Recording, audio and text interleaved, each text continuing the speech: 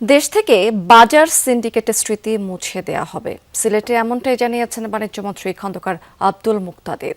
সকালে সিলেটের টিলাঘরে অবস্থিত কৃষকের হাট উদ্বোধনকালে এসব কথা বলেছেন তিনি। এই সময় তিনি আরও জানিয়েছেন, কৃষকরা যাতে তাদের পণ্য সরাসরি বাজারে বিক্রি করতে পারে সেজন্য দেশের সকল জেলা প্রশাসককে ব্যবস্থা নেওয়ার কথা জানানো হয়েছে। এছাড়া টিসিবিতে সরকারি ভর্তুকি কমলেও কার্যক্রম আরও জোরদার করা হবে বলেও জানিয়েছেন বাণিজ্যমন্ত্রী। পাইলট প্রকল্প হিসেবে চালু হয়েছে এই কৃষকের হাটটি। মধ্যস্বত্বভোগীদের কাছ থেকে কৃষক এবং ভোক্তাদের বাঁচাতেই সরকারের এমন উদ্যোগ বলে জানিয়েছেন সংশ্লিষ্টরা।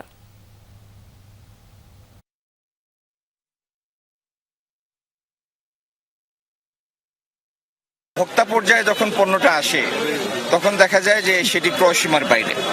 তো মাঝখানে অনেক অপ্রত্যাশিত ব্যয়ের সুযোগ থাকে, খরচের সুযোগ থাকে। আবার অনেক সময় যারা মধ্যস্বত্বভোগী তারা পরিস্থিতিটাকে ম্যানিপুলেট করে। তো বাজারের এই অব্যবস্থাপনাটা দূর করার উদ্দেশ্যে আমরা সিলেটে একটা পাইলট প্রকল্প হিসাবে এই কৃষকের হাটের উদ্যোগটা নিয়েছি, যাতে কৃষক সরাসরি এসে ভোক্তার কাছে তার পণ্যটি বিক্রি করতে পারে।